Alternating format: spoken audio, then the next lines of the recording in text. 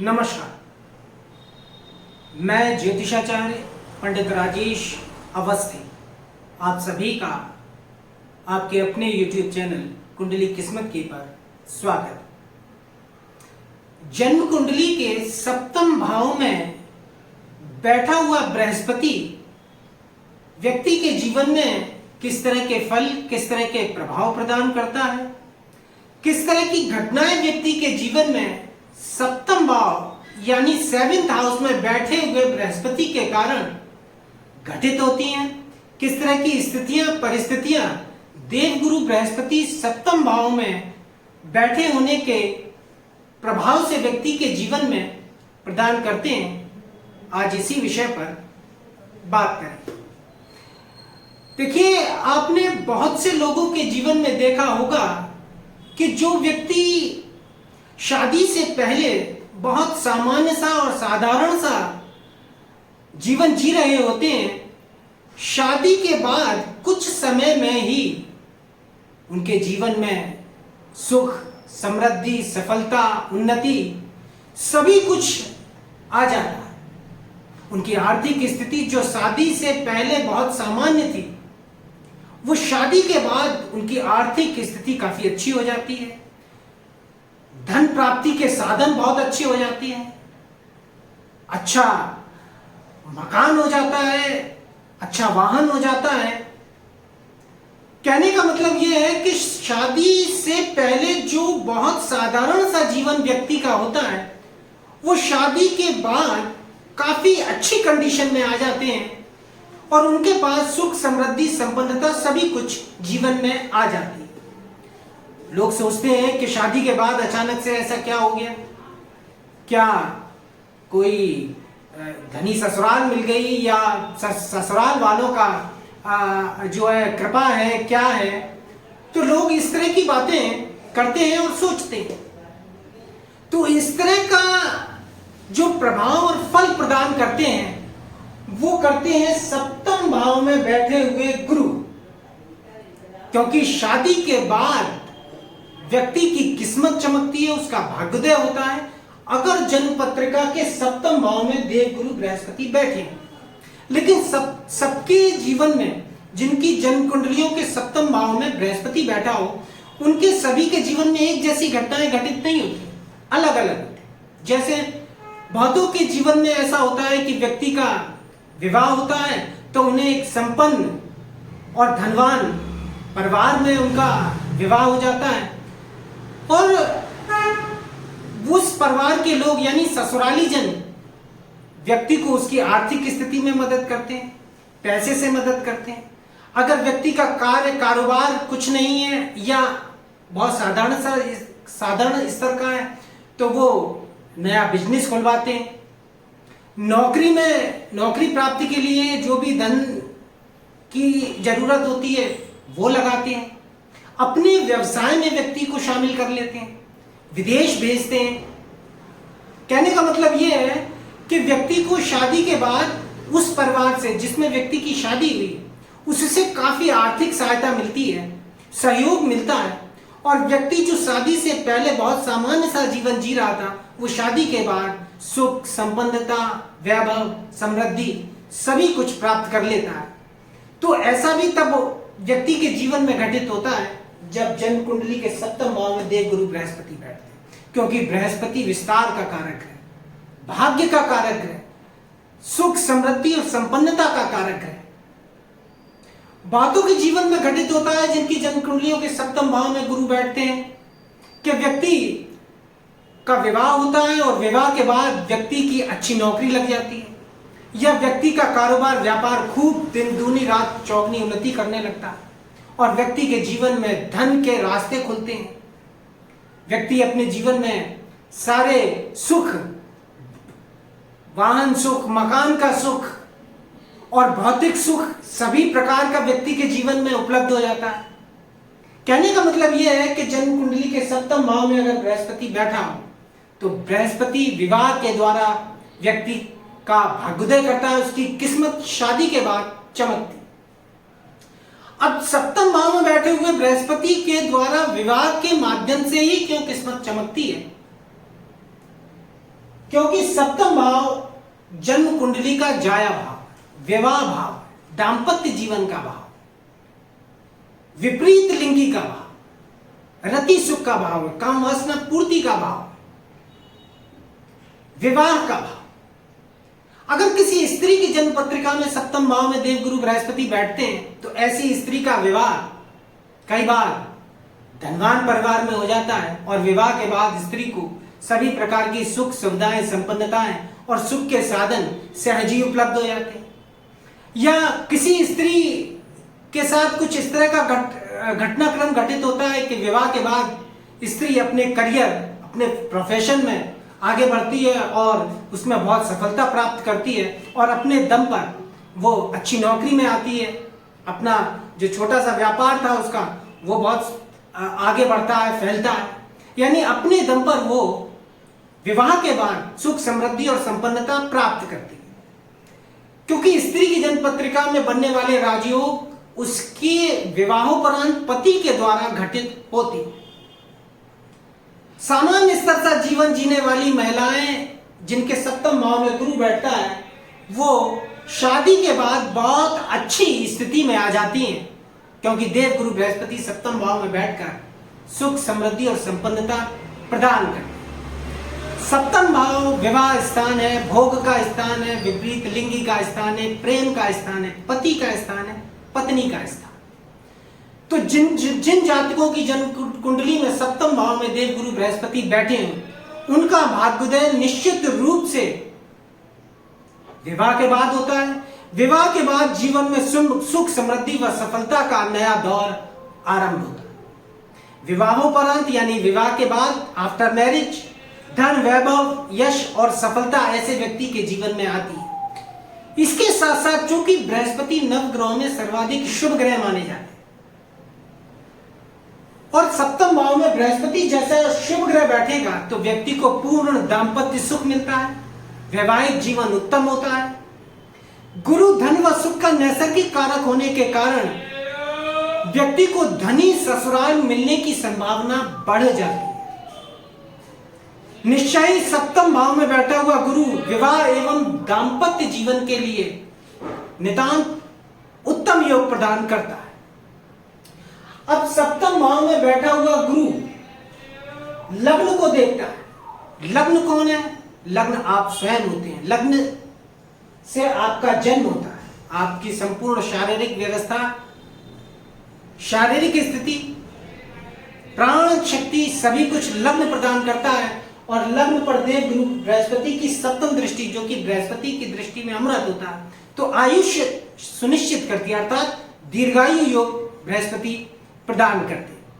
सप्तम भाव में बैठे हुए व्यक्ति की स्थिति उसके पिता से श्रेष्ठ हो जाती है जीवन में। यानी ऐसे व्यक्ति के जो पिता की स्थिति थी उससे ज्यादा उन्नति और तरक्की ऐसा व्यक्ति करता है जिसकी जन्म पत्रिका के सप्तम भाव में देव गुरु बृहस्पति बैठते हैं।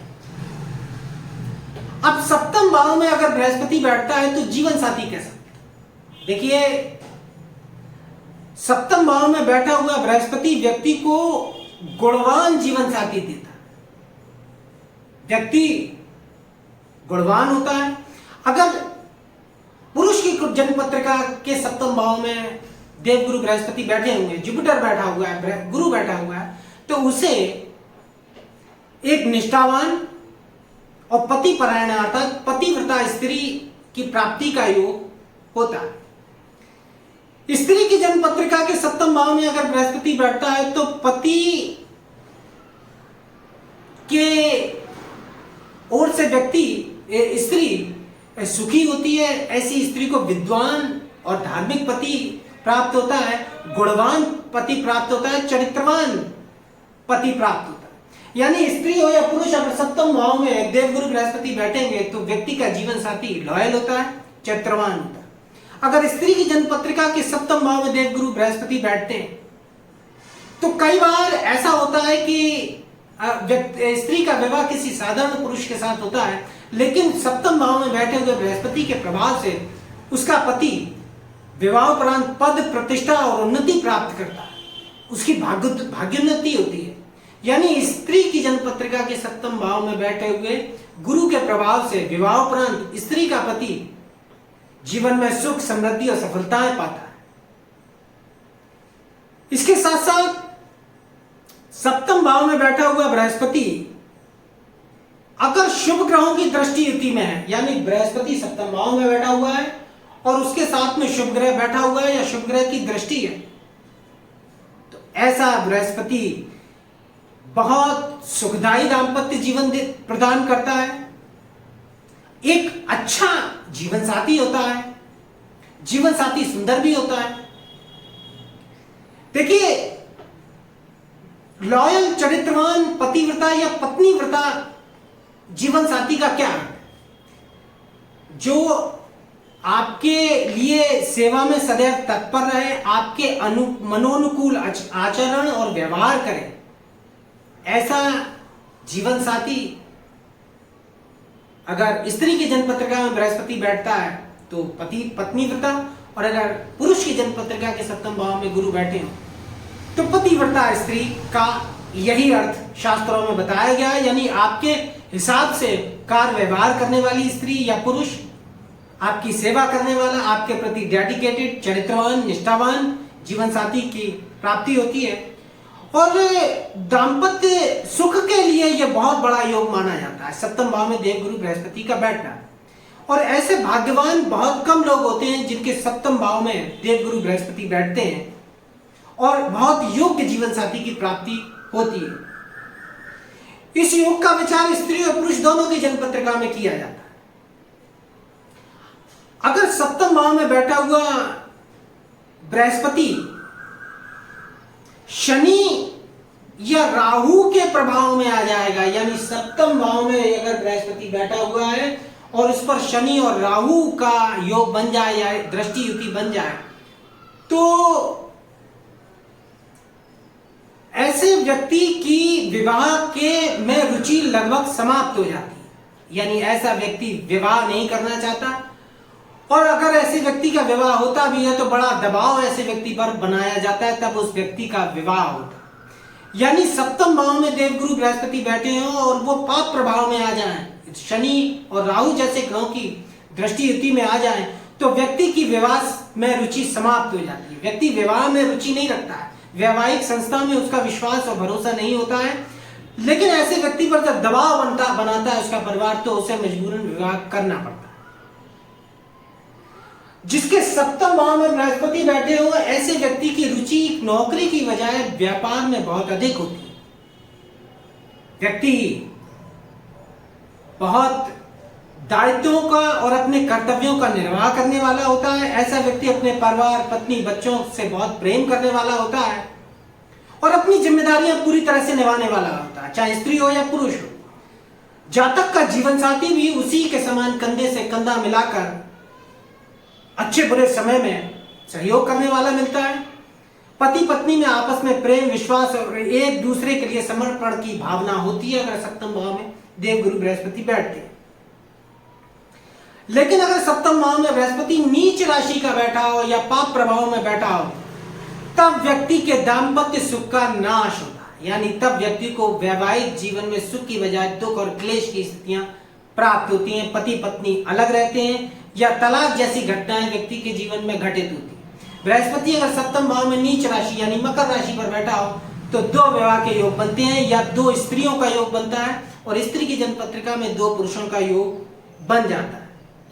लेकिन सप्तम भाव में बैठा हुआ बृहस्पति अगर बलवान है, शुभ ग्रह की दृष्टि युति में हो, तो ऐसा व्यक्ति आशावादी होता है। यानी विपरीत परिस्थितियों में भी जातक अपने हौसले को, अपनी हिम्मत को नहीं हारता, हमेशा आशाएं बनाकर रखता है।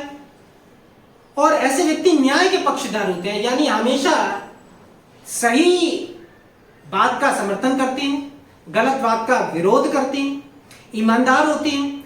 व्यापार के लिए सप्तम भाव में बैठा हुआ बृहस्पति बहुत अच्छा माना जाता है। लेकिन ऐसे व्यक्ति जिसके सप्तम भाव में बृहस्पति बैठा हो, ऐसे व्यक्ति व्यापार में बहुत उन्नति करते हैं, तरक्की करते हैं, लेकिन ईमानदारी भी बरतते हैं व्यापार में। व्यापारिक मामलों में ऐसे व्यक्ति की छवि जो है वो बहुत साफ सुथरी होती है जिसके सप्तम भाव में बृहस्पति बैठता है।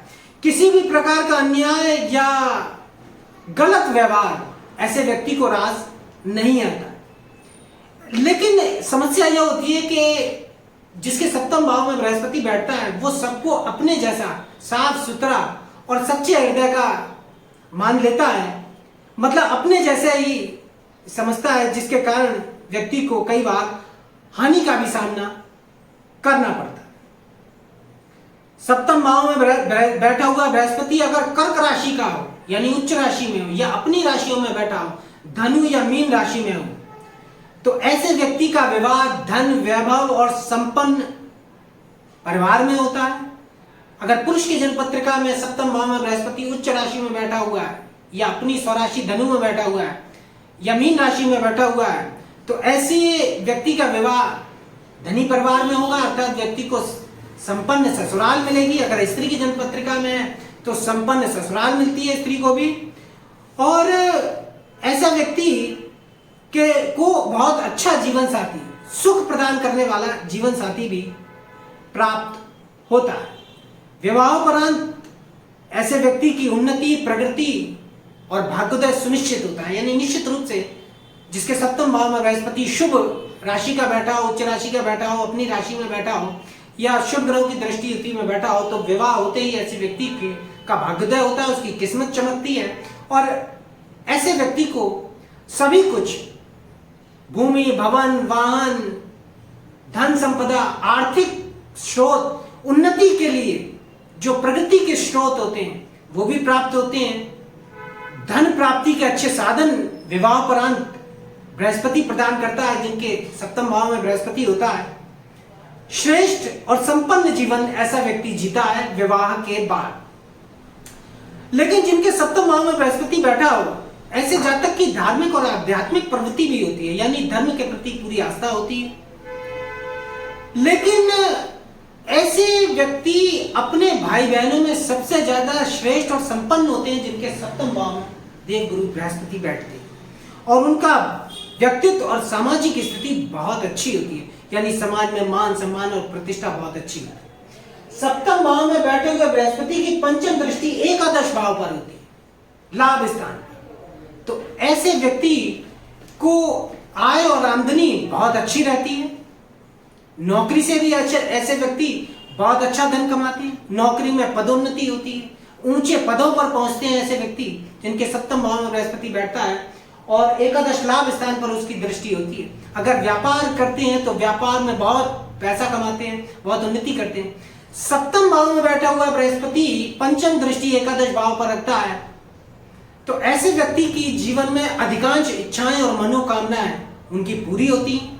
बृहस्पति सभी प्रकार की इच्छाएं और कामनाएं पूरी करते हैं। बृहस्पति नवग्रहों में सर्वाधिक शुभ ग्रह माने गए हैं और यह धन, भाग्य, पुत्र, चरित्र, अध्यात्म और एक स्त्री के लिए सुखी वैवाहिक जीवन के कारक होने के कारण व्यक्ति को सभी प्रकार के शुभ फलों की प्राप्ति कराते हैं। बृहस्पति की नवम दृष्टि तृतीय पराक्रम स्थान पर होती है और तृतीय भाव होता है भाई बहनों का। तो भाई बहन भी ऐसे जातक के जीवन में उन्नति और प्रगति करते हैं, आर्थिक स्थिति से मजबूत होते हैं।